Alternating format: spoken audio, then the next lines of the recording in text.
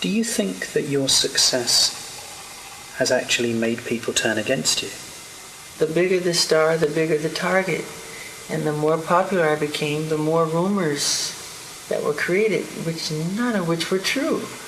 I mean, the moment I started breaking the all-time records of the biggest selling albums of all time, they called me weird overnight, strange, wacko. They said I'm a girl, homosexual. He wants to buy the Elephant Man bones. He sleeps in a hyperbaric chamber. None of that stuff is true. All completely made up. I've seen where you sleep. All a lie. I've seen where you sleep, exactly. And it's not a hyperbaric chamber. I sleep in a bed. I mean, people would be so surprised how normal and simple the way I live. Most people would have a very hard time thinking Michael Jackson's life was normal or simple. Maybe it's that ranch north of Santa Barbara, California, the 3,000 acres he calls Neverland. Neverland is an extraordinary, a breathtaking, a stupendous, an exhilarating, an amazing place. I can't gather together words to describe Neverland. What inspired you to make a home like this? What inspired me? It was so easy because it was me being myself, creating things that I love. And what I love, kids happen to love, or the child that lives inside the adult happens to love. It is so easy because I'm just putting behind the gates everything I never got to do when I was a kid. When I was really little, around 11 or 12, I was under contract with Motown, and I would have to go to the recording studio. I had to go and make these albums because the summer tour was right around the corner. And right across the street from the recording studio was a ballpark. And I could hear the kids, the roar of the crowd and playing and catching ball and having fun and playing tennis. And some of those times I so passionately wanted to just go over there and just play a little bit. And people say, why is he always with children? Well, I was raised in a world with adults. When kids were playing in bed, sleep at night, I was up doing clubs. I was doing club dates, 3 in the morning. The striptease would come on after us. We were performing, and we didn't have friends. My brothers were like my friends, but we worked. There was no Christmas, there was no birthdays, and we were very strict Jehovah's Witnesses. So I'm compensating. Nature makes sure that I compensate for the lost. So when you come behind my gates, you'll see amusement park, you'll see animals, you'll see everything I never got to do. There's candy everywhere. It's fun.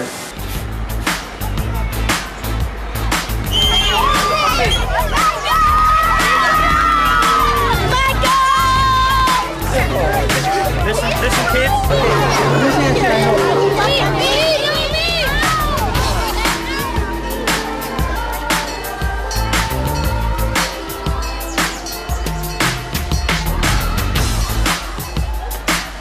So, want to come over here and see the elephant? I feel totally at home with them. I can talk to them one-on-one because they don't judge you. They're not looking for anything. They just want to have some fun, And that's the same with myself. And I can connect to that, I can understand that. And the fact that I missed out on so much as a child. As soon as they come in the room, for me, the room lights up. I like the sound it makes. That's great. That's great. Because they're really funny. Oh my God, they're funny. Didn't one of them say something funny to you yesterday about... Yeah, one of the boys said to me, he said, he saw all the rides and all the amusements, and he said, Michael Jackson, you own all of this? I go, yeah. He said, you paid for all of this? I said, yeah, I did. And you still have money left over? That's exactly what he said to me. I said, yeah. I said, yeah. He goes, I can't believe it. He said, I can't believe it. That's exactly what he said. He was amazed that I still had money afterwards. We're Make-A-Wish staff members, and we are escorting all the Wish families that came to meet Michael. It's just great to be a part of it and see how happy they are.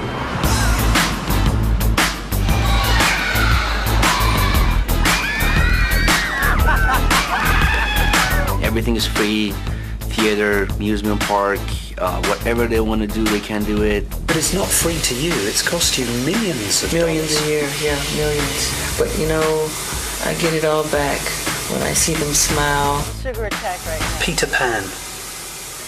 I've been in the house. I've seen the statues outside the house. Why is Peter Pan a figure of such interest and inspiration to you? Because Peter Pan, to me, represents something that's very special in my heart. You know, it represents youth, childhood, never growing up, magic, flying, everything I think that children and wonderment and magic, what it's all about.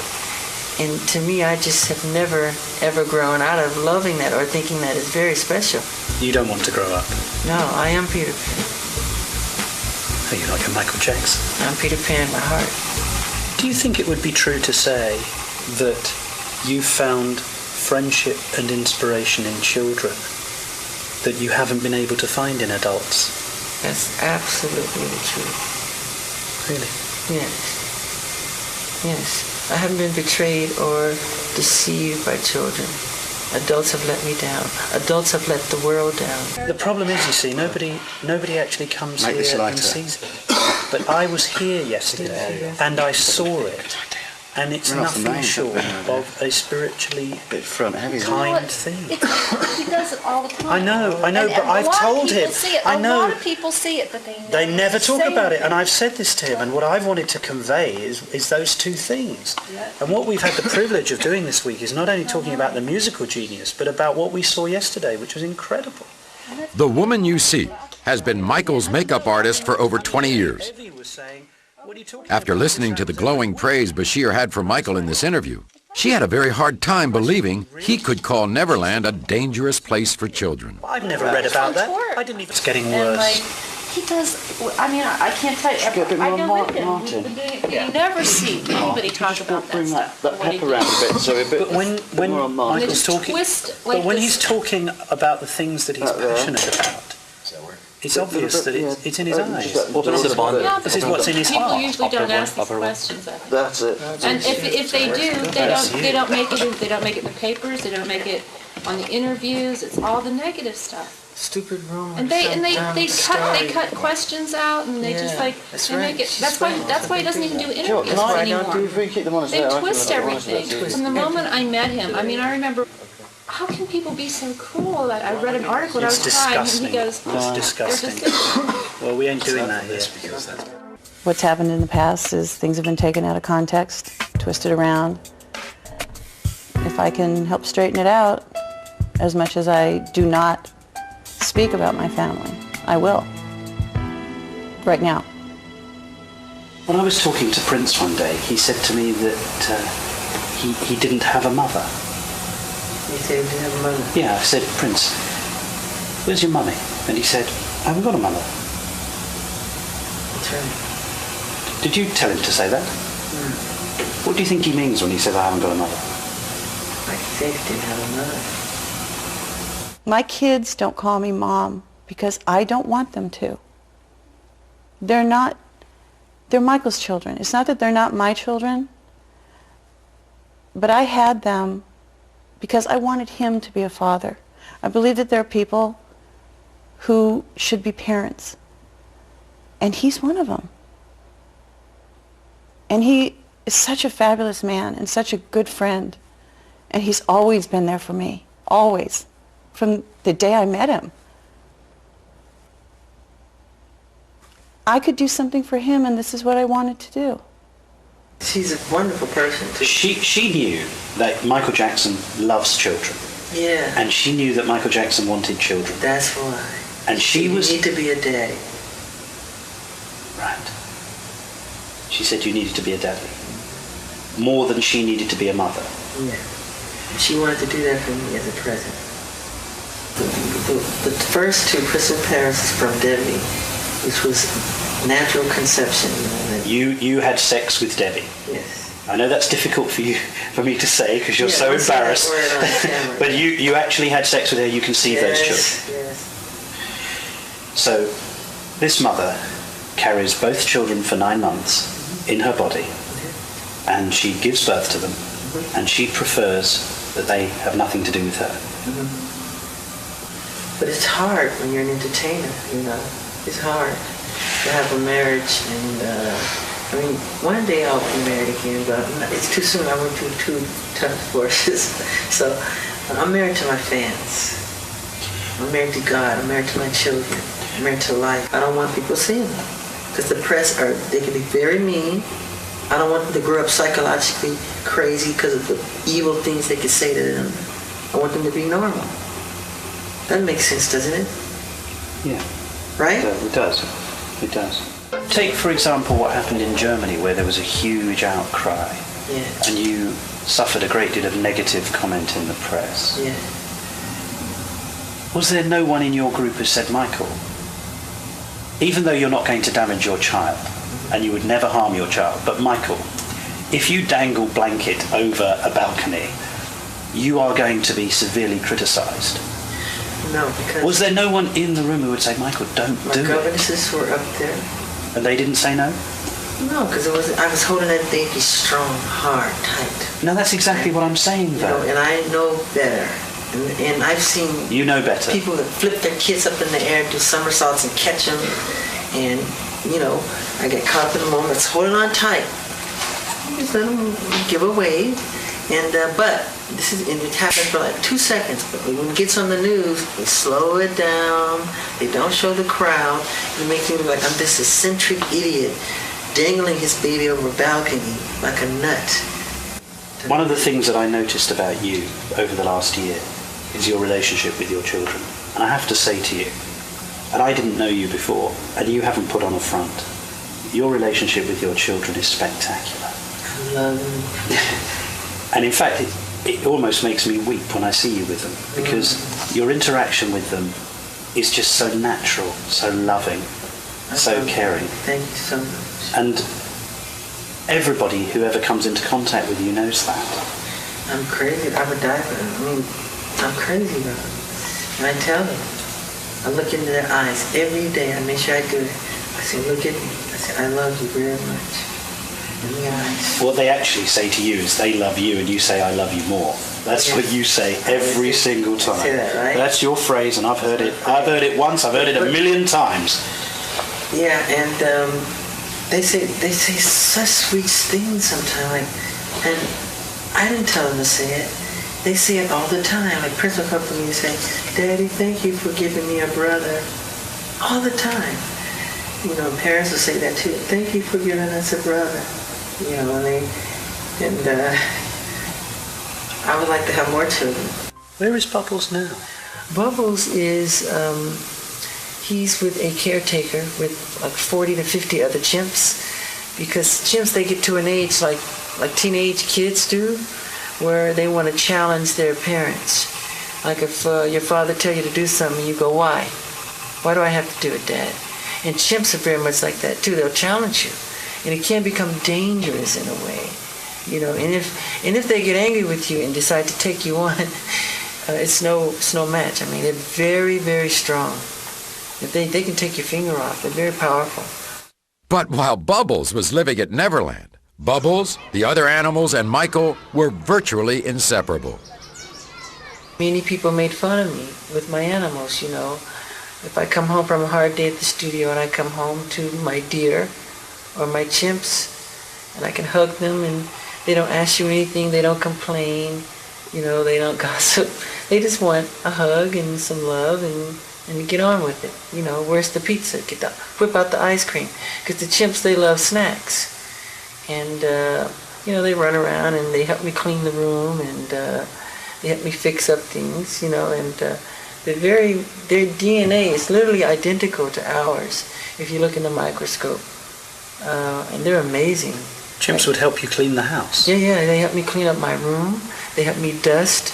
They do windows. They flush the toilet after they use the bathroom. And you let the chimps use your own bathroom? Sure, yeah, of course. Bubbles would go himself. And he'd sit at the table and he picks up his spoon and his fork and he eats, and he's very polite and very intelligent. You've been so successful and you've amassed so much wealth. You never need to work again. And yet you don't seem to be able to enjoy it. It seems that you're restricted somehow.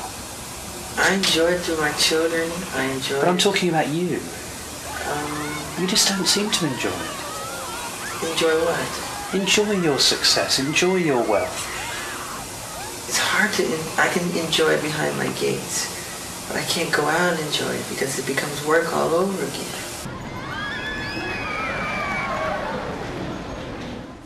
You often seem very lonely. Is that true? I used to be very lonely. Painfully lonely. So bad. You have no idea. I used to walk the streets looking for people to talk to. I hear Michael saying that he was lonely, but back in those days, Michael had his brothers. He had all his brothers to play with. Yeah, all of us. Oh, and so, you know, and the kids that he bought all the candy around, he buy so much candy, and kids would be in a circle, standing around in a circle, and they all be eating candy off the allowance I had given him. But one thing he enjoyed, to see those kids eating that candy, he'd be laughing. Weren't you surrounded by your family, by musicians, by people wanting to be your friend? You were an international superstar. How can you say you had no friends? Because those people spoke to me on a language on another level that was musical, that was entertainment. But to get away from that, to separate oneself from that, and to try to discover the fun things about life. When do you feel lonely? When do I feel lonely?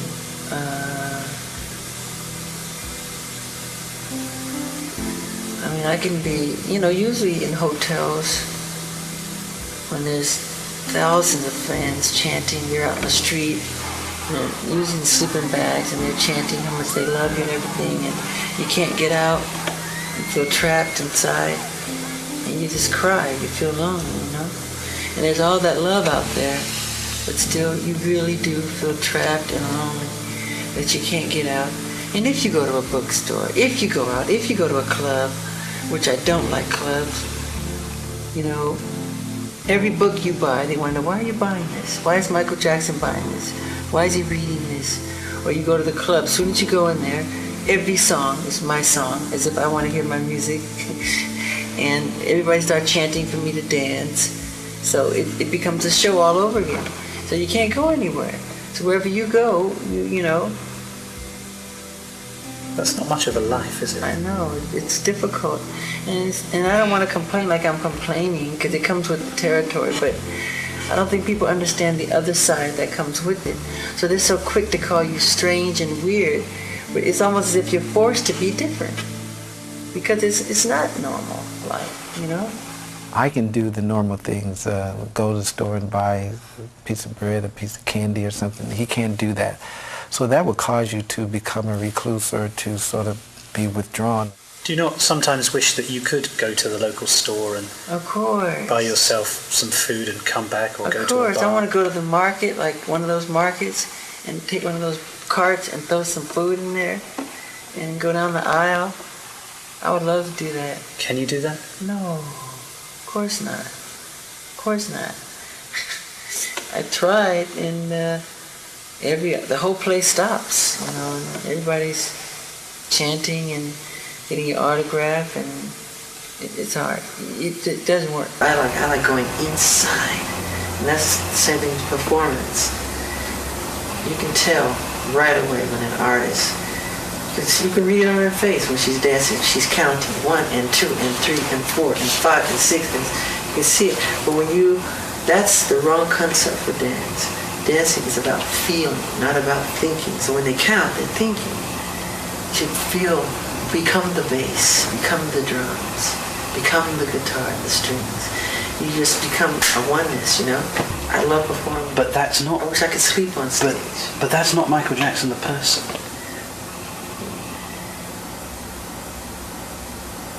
I didn't really know how you behave with the people who come to the ranch and come to your home. I hadn't seen it. And you were the most generous person. But I looked around here yesterday, and some of the people really appreciated it, but others were greedy. Others couldn't help themselves. Do you sometimes despair of human nature? Yes. Having surgery or changes or whatever, cosmetic surgery or anything like that. People have that sort of thing in this country all the time. All the time. People go on a weekly basis to have things changed. And most celebrities, most movie stars, you know. So why is it such an issue that you do that? But the fact that they said I had,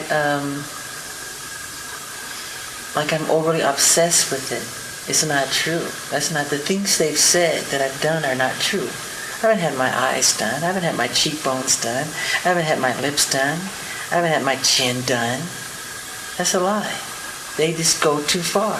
In the final interview 8 months later, Martin Bashir is still doggedly pursuing rumors of Michael's plastic surgery. I look fine. You look fine. I'm one of the stinky. That's a nice. But you don't look stinky. An area of his life Bashir said he felt Michael had been less than honest about. You know, you physically changed, haven't you? The photographs of you, if I look at them. No, it's called adolescence. It's called growing and changing. Yeah, but even the shape of your face has changed. No, it has not. I've had no plastic surgery on my face, just my nose. It helped me breathe better so I can hit higher notes and have clear. The press is like to add on all this stuff. Nothing's been done to my eyes, cheekbones, chins, lips, nothing. They made all of it. Do you think that people do go too far with plastic surgery, generally? Do you think Well, it's up to become... them. So why are you so defensive when people say, Mick Jagger's had one, Paul McCartney may have had one, oh, Michael Jackson's had one? They don't do it that way. What do they do? They just pick on me like I'm the only one that does it. That's why. So if people said, well, actually, Michael's the same as everyone else, Yeah. then it wouldn't upset you so much. It would upset me so much. You know, if you want to have a facelift, you have a facelift. Yeah. If it makes you happy, which was a rumor, they said I was putting on cream to make myself lighter. That's not true. I have vitiligo. You have a condition. Vitiligo is a medical condition that Jackson claims has afflicted him for more than 20 years. This disfiguring skin disease affects nearly 2% of the world's population and strips all pigmentation from the skin. The result is not just pale, but porcelain white. You talked about how when you went through adolescence, you had a terrible time. Yeah. And in fact, I had a look at some pictures of you during that period. And you did have a lot of spots. Yeah. Yeah. And being shy as I am and was, then even worse then. Terribly shy. It was like a disease. I mean, can you ever do anything that's right? No. No matter what you do, there's always somebody that will say something about it. They're opinionated, you know? No matter what you do. No matter how good your intentions are, there's always some jerk, some mean-spirited person to try to bring you down. And all you wanted to do is bring some love and some joy, and you know.